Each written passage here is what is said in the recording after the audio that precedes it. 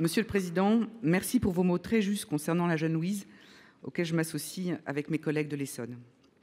Madame la ministre, nous commémorons hier les 20 ans de la loi handicap du 11 février 2005. 20 ans après le vote de cette loi voulue par le président Jacques Chirac, force est de constater que beaucoup reste à faire pour parvenir à une société réellement inclusive. Le regard sur le handicap a changé, certes. Nous avons tous pu mesurer la ferveur entourant les athlètes lors des Jeux paralympiques de l'été dernier. Mais à l'écart de ces projecteurs, bien loin des podiums et des scènes où nos athlètes ont accompli leurs exploits, la réalité est tout autre. Dans le domaine éducatif, malgré l'annonce de création de nombreux postes d'AESH, beaucoup d'enfants atteints de handicap ne trouvent toujours pas leur place à l'école.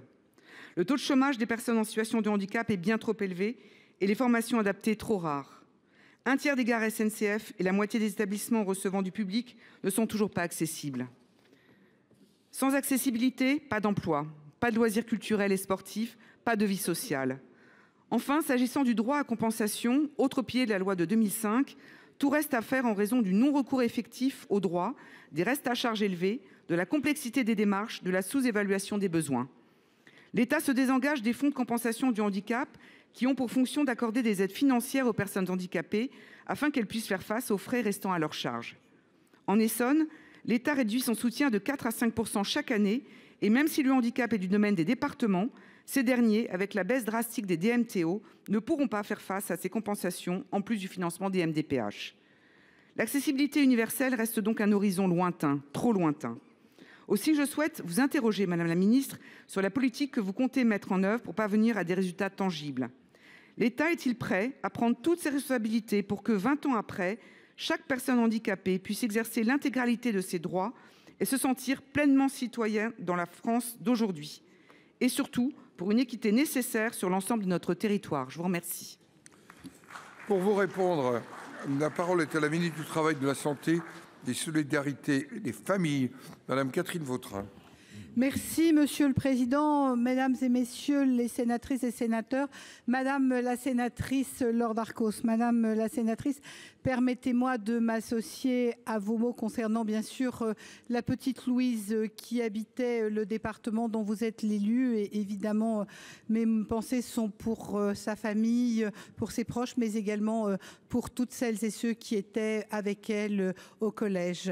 Et bien sûr le point que vous voulez évoquer devant nous, celui du handicap, 20 ans après la loi voulue par le président Chirac, est un rendez-vous. Je ne parlerai pas d'anniversaire, je parlerai de rendez-vous. Et comme vous, je me souviens de ce qu'a voulu le président de la République à l'époque, qui était finalement une inclusion des personnes handicapées tant dans leur vie personnelle que dans leur vie professionnelle, puisque le sujet, c'est effectivement d'apporter des réponses sur l'ensemble des différents sujets.